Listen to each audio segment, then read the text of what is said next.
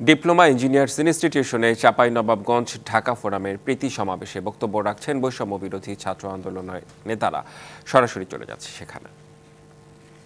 আমাদের সাহস শক্তি সবকিছুই একটা অন্য মাত্রায় যায়। আমরা শুধু আপনাদেরকে আমাদের জায়গা থেকে একটু কথা দিতে পারি এবং অনুরোধ করতে পারি, আমাদের ব্যক্তিগত জায়গা থেকে যেন আমরা সৎ থাকি, ন্যায়ের সাথে থাকি, নিজের যতটুকু করা উচিত ততটুকু করি, অন্যের হক না নষ্ট করি।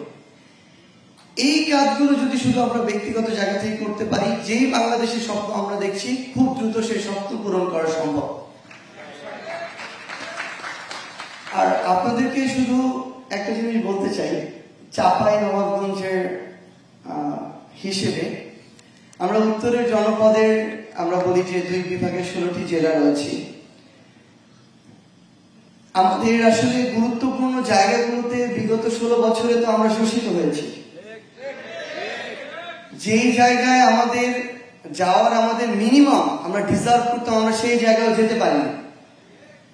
গিয়েছে কোটা, গোপালী কোটা, পরিবার কোটা, আত্মীয় স্বজন কোটা, তেলবাজি কোটা, লীগ কোটা, এরকম অসংখ্য কোটায় এই পুরো উত্তরবঙ্গ বলতে আমরা যা বুঝি, পুরো উত্তরবঙ্গকে শোষণ করা হয়েছে।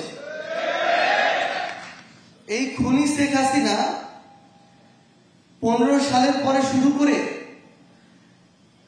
ঢাকা থেকে তার বাড়ি অভিমুখী যে এক্সপ্রেসওয়ে বানিয়েছে সেটা নিয়ে আমাদের আপত্তি নেই, কিন্তু সেই খুনি হাসিনা ঢাকা থেকে উত্তরবঙ্গমুখী যে 4 লেনের রাস্তার কার্যক্রম আজকে থেকে 1 যুগ আগে শুরু করেছে, সেটা এখন পর্যন্ত শেষ করেনি।